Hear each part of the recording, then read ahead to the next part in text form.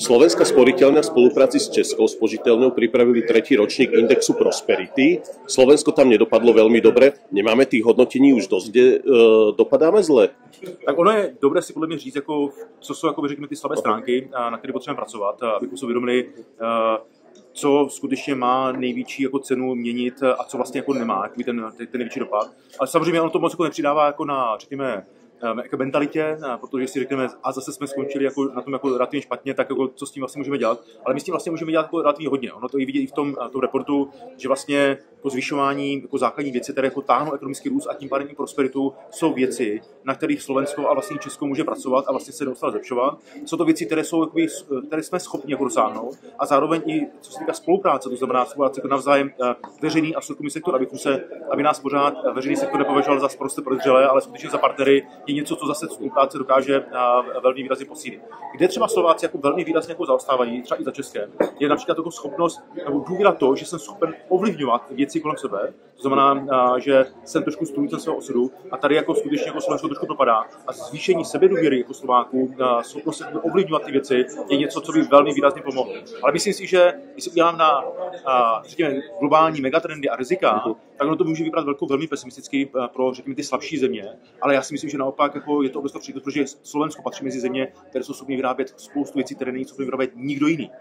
To znamená, pokud Slovensko dokáže velmi dobře pokrýt rostoucí trendy, ať už jde o například velký fiskální impuls a investice v Německu, výdaje na obranu, to znamená investice do schopnosti vyrábět obrany schopnost, nebo cleantechové věci, kde Slovensko je, myslím, že na 5. místě na světě, schopnosti vyrábět věci, které zvýšují energetickou efektivitu. Tak to jsou věci, které Slovensku velmi výrazně pomůžou. Je nejaký jednoduchý krok, čo by sa dalo spraviť, aby sme v tom rebríčku poskočili vyššie? Právě, že není jednoduchý krok a to lidi neradi slyší. Jako lidi radši slyší, jako máme jednoduché řešení, proto vlastně volí častokrát populisty, ale bohužel ty jednoduché kroky jako nejsou, je to skutečně komplexní, ale stačí jako začít jako postupně budovat ty věci. Začít postupně budovat například podporovat kapitálový trh, abychom měli kapitál, který bude investovat do těch příležitostí, které máme. Začít podporovat vzdělanost lidí a nejenom mladých lidí, ale vlastně i dospělých lidí a podporovat jejich jako řekněme rekvalifikace, protože spousta lidí má obavy například z toho, co se stane díky umělé inteligence nebo díky robotizaci a automatizaci. To, že jim dá možnost se naučit nové kompetence, nové dovednosti, jim vlastně vytvoří plán B a mentálně se vlastně naučí, aha, já tady mám další možnosti, které jsem schopen dělat. Jsme schopni například podporovat zdraví a to, jakým způsobem vlastně jsme schopni třeba pracovat dlouho do nějakého stáří a vlastně žít déle. To jsou věci týkající se prevence. To jsou jednoduché třeba opatření, ale těch opatření musí být skutečně jako relativně hodně v několika oblastech, ale ty recepty jsou, jako stačí se podívat do úspěšných ekonomik, které tohle byly schopny zvládnout. Například zmínit i tu mentalitu. Dánsko, které je špičkové v rámci Evropy ekonomického výkonu, trhu práce, v 70. a 80. letech jako nevypadalo úplně takhle skvěle, jak vypadá teďka. A vlastně jako pokud se naučíme tyhle ty jako mentální mapy, které v hlavě máme přemalovat, tak nám to velmi výrazně pomůže. Je nějaká možnost, že by sa Slovensko alebo Česká republika dostali na špičku tohto rebríčka?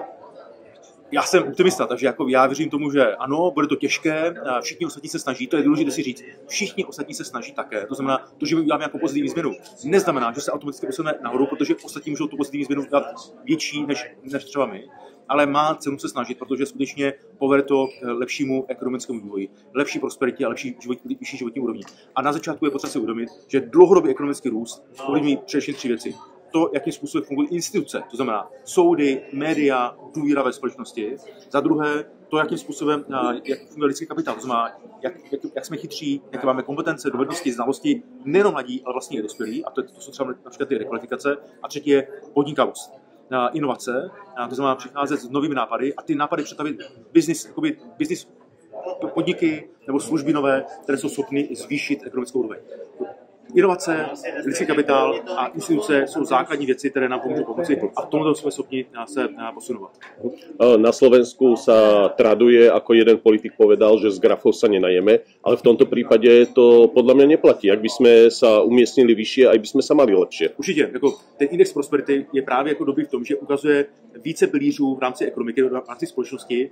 To znamená, nedíváme se pouze na to, jak roste HDP nebo jak roste jedna veličina, díváme se jako na velké penzum veličin, které ovlivňují kvalitu života Slováků nebo Čechů, vlastně 27 členských států Evropské unie, protože s tím se srovnáváme a vlastně ukazuje jednoznačně, že prosperita je právě více kriteriální, jako více jakoby, věcí musíme spojit dohromady, ale na začátku, a to by jakoby řekl, je ekonomický růst, který je hnán ne rostoucím zadlužením, jenom primárně rostoucím zadlužení, ale skutečně podnikavostí těch lidí, kteří v tom daném státě žijí.